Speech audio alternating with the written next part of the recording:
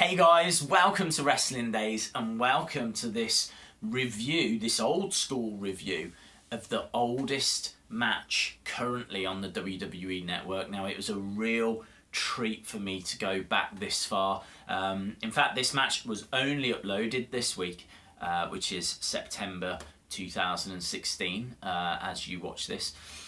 But it is, as I say, a real treat. You know, we get to go back now to 1951. That is the oldest complete match on the network. I can tell you that the whole thing is 42 minutes long, and it's a real treat. It's a real treat. The match itself isn't brilliant, right? I'm going to be perfectly honest. It's not a brilliant match, but it's just so intriguing to see. What do they do aerial-wise? Do they use outside the ring? What manoeuvres are they using? How are the crowd reacting? What are the crowd wearing? So on, so on, so on. And it was a real treat to kind of watch it all unfold. So let me give you some background. This is for the NWA Heavyweight Championship. This really was the belt. This was the top title. Back then, there wasn't one dominant federation or promotion. You had the territories, and so it meant that you had like Texas and you had New York and Chicago, and they all had their own kind of promotion, and the NWA champion would just go around the different promotions. So it was a big deal. If you lived in Texas and you went to the Texas wrestling promotion and the NWA champion was in town, that was the biggest deal. Same as like Andre the Giant used to go around all the different territories. And again, you know, if you were in Texas and Andre the Giant was in town, a huge deal, massive deal. So this is for the NWA Heavyweight Championship, the biggest belt. And it features Luthez, one of the absolute all-time greats.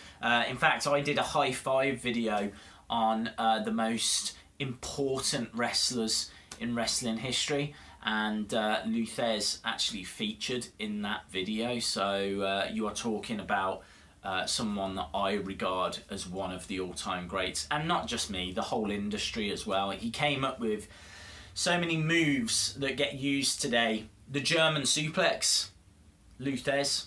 The clothesline, Luthez. You know, he really pushed wrestling forward.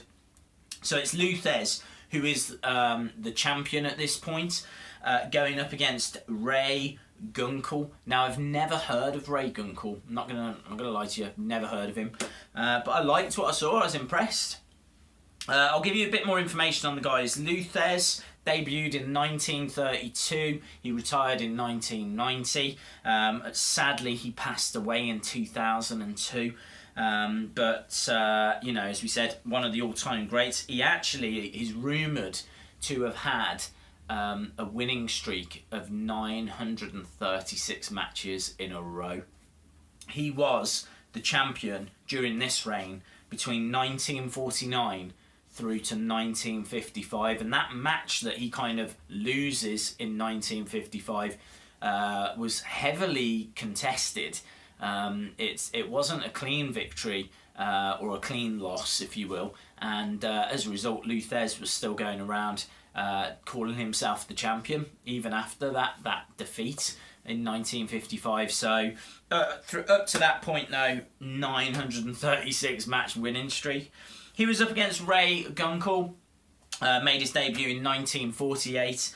Sadly, Ray Gunkel passed away in 1972. Really did pass away at quite a young age, and he passed away after having a match, and he had a heart trauma. I think it was either during or just after the match, and sadly Ray Gunkel passed away. So as I said, you know, a real treat to see Luthez defend the title against Ray Gunkel in this match. It was a 2 out of 3 falls match as well, and it was May 30th 1951. It's black and white, but there is commentary, which is really cool, and the crowd are really 50-50 on this. Both guys got great support. Ed Strangler Lewis is the manager of Lou Thesz and is in Lou Thesz's corner, and you get to see him at the start. The first fall is easily the longest fall. It goes for 22 minutes. I can tell you that there's a great takedown into an inside sit-down toe hold by Gunkel. It's a really impressive kind of sequence. It was interesting to see the crowd there in shirts, ties, generally just cheering, just boos and cheers. There's no chance whatsoever. First 5 minutes, lots of pushing and shoving. There's a nice takedown by Gunkel, who easily dominated the start of this match, and in truth dominates really the whole of the match. Gunkel really is the more dominant of the two.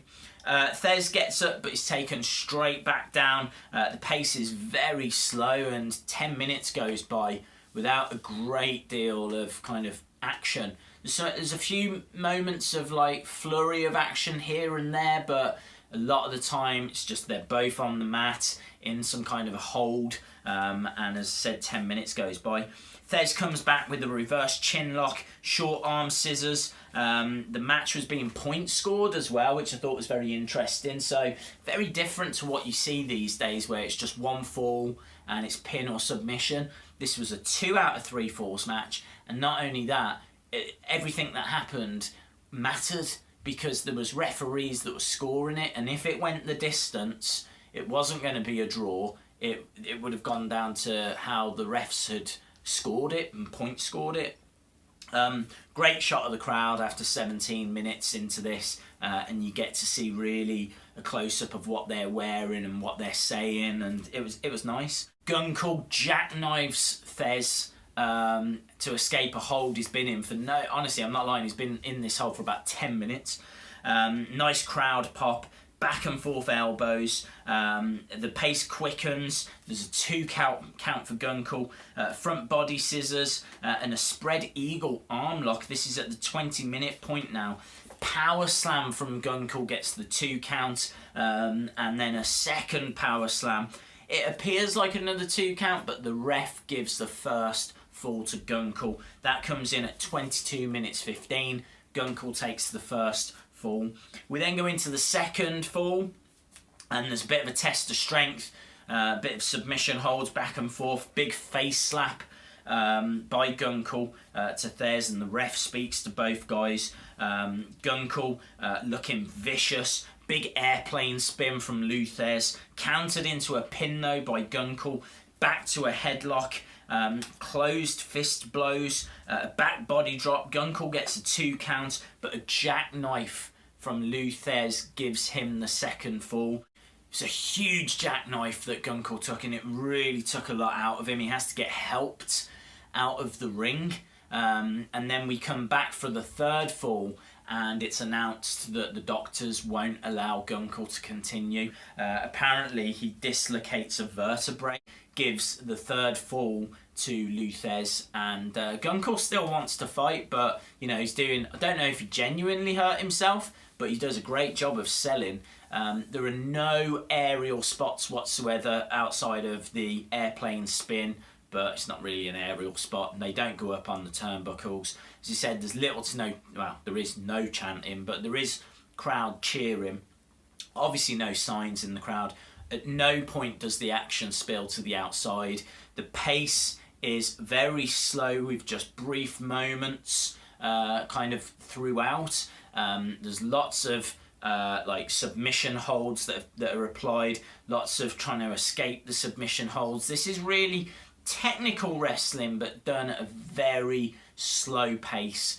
But with all of that being said, I'd have to score it about a 4 or a 5 out of 10. It's not the easiest match to watch. It's certainly not the best match from that era. It doesn't really reflect just how fantastic Lou Thesz was. I think he did a great job of highlighting Ray Gunkel though. Certainly came away with an appreciation for what the work he was doing and him as a wrestler. Awesome guys, well thanks a lot for watching. I will definitely be doing more of these. Check out my other videos where I do a review of the last Battle of Atlanta. I also have a video where I review the oldest show. on the network, not just individual match, but a whole kind of show. That was from Madison Square Garden in the early 70s. And I think that's everything for now, but as I say, I will definitely do more of these because I love going back and watching the legends, watching the greats. Thanks for joining me. Please subscribe if you haven't, give the video a like if you liked it, and hopefully I'll see you again next time. Bye for now.